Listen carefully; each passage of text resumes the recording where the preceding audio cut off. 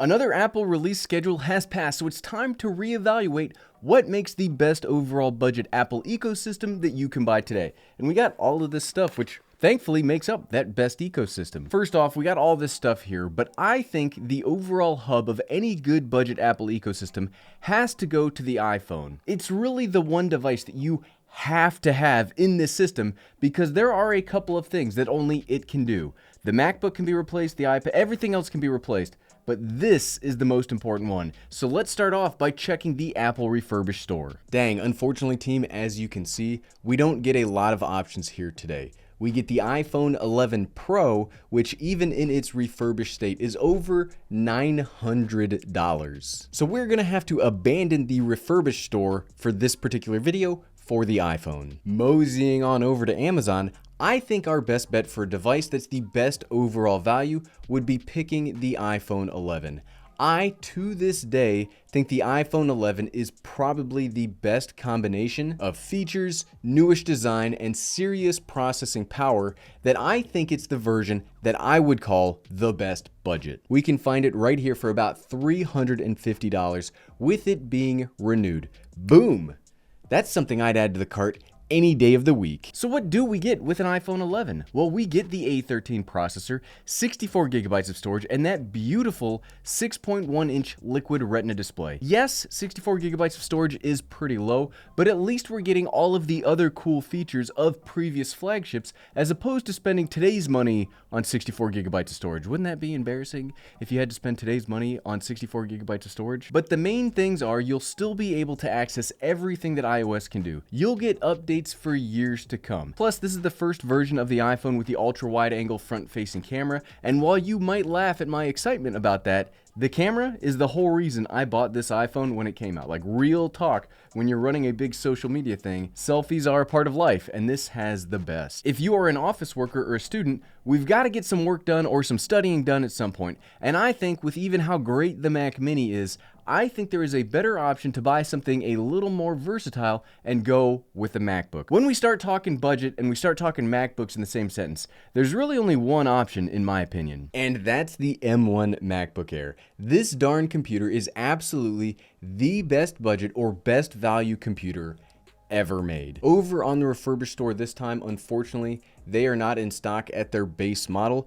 Generally here, you can find them for about $849. And honestly, if that's what you're looking for, I would probably check this every now and again to make sure that I buy one refurbished, because buying refurbished from Apple gives you all of the benefits. Check this out. It gives you all of the benefits of Apple Care and a robust return policy, and they treat it like it's brand new. But I do want to be able to show you something today, so let's head on back over to Amazon. Boom, right there. And scrolling through almost immediately, it looks like we can get that same M1 MacBook Air for $829 renewed. It looks like we could get a couple of upgrades in here if we really wanted to, but personally, I think this base model M1 MacBook Air is the best value laptop that you are going to find, period. And what do we get for that $829? Well, the M1 MacBook Air comes with the 8-core M1 standard processor. It has a 7-core GPU, 8 gigabytes of unified memory, a 256 gigabyte solid state drive, and a staggering amount of battery life. It's absolutely bonkers to me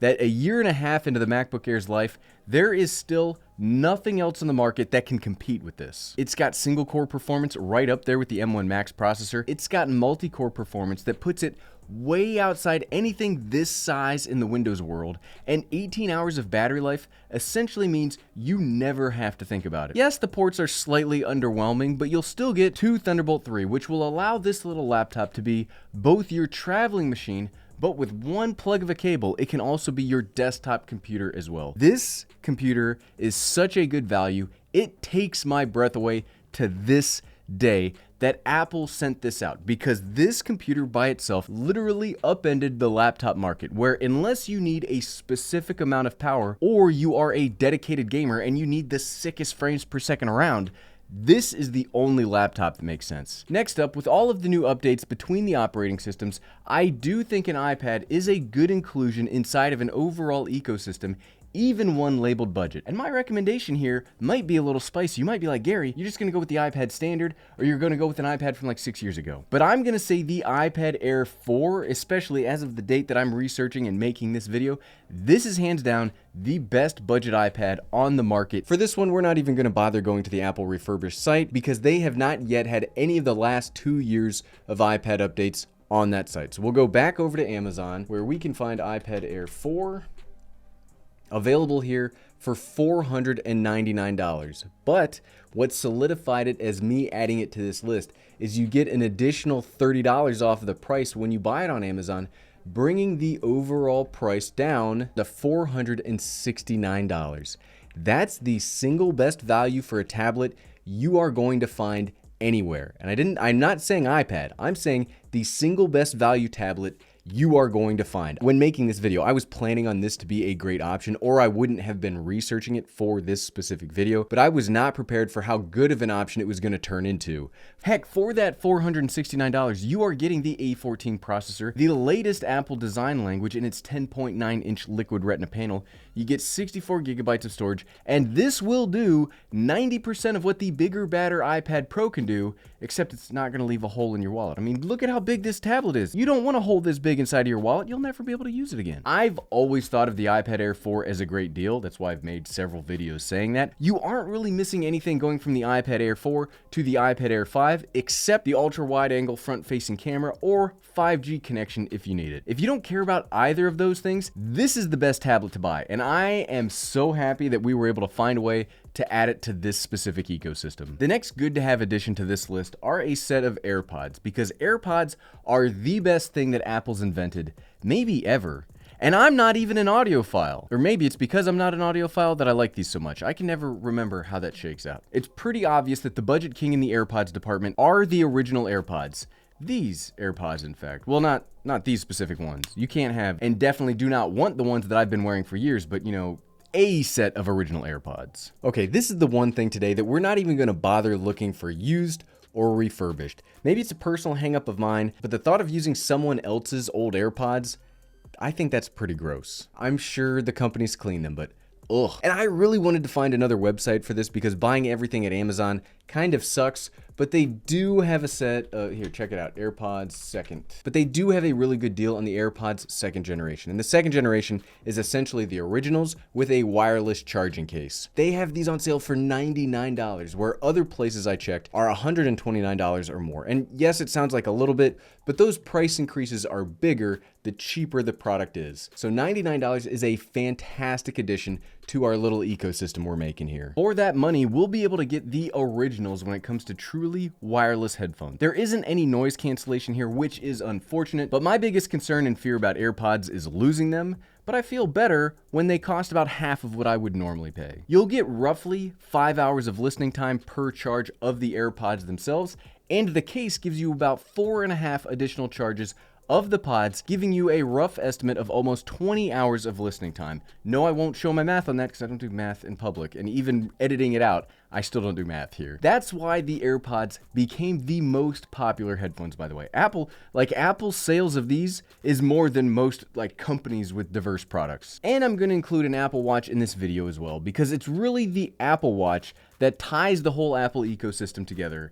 Seriously, if this worked with any other system, I don't think the whole environment would be as tightly wound. Whether you agree with me or not, I think that this is the only useful smartwatch around. I've tried tons of smartwatches and nothing comes close to this. For the Apple Watch, we could go back and get something from the Refurbished site because they do have them on the Refurbished site. They've got Series 3, 5, and 6 options, but they seem a little pricey for what we're doing today. Like, look at this, Series 6, $559, Series 5 for $499, Series 3 for $409. I don't want to spend that much.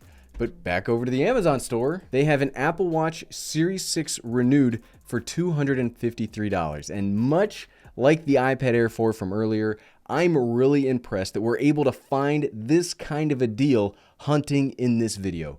$253 for a Series 6 is remarkable. You are getting everything the Series 7 does, but at literally 2/3 the price. And with that 2/3 price, I'm talking about the ECG. I'm talking about blood oxygen monitoring. Every cool internal feature of the latest Apple Watches are on this thing. The only part you are missing is the extra screen real estate from the Series 7. Yes, that screen real estate is awesome, and I adore it on mine, but it's not a functional deal breaker either way, and I think if you were looking for best value, the Series 6 is easily the way to go. You get 18 hours of battery life, the always-on Retina display, access to a huge amount of watch bands and personalization options. The Apple Watch is just so darn good, and the Series 6 is the best of the budget choices. There isn't even choices. This is like the only good one to get. Okay, so let's assemble the ecosystem and see how much this sets us back. So that's $350 for the iPhone 11, $829 for the MacBook Air, $469 for the iPad Air, which, wow, that's still awesome to say. Even at the end of the video, I'm still impressed with this. $99 for the AirPods,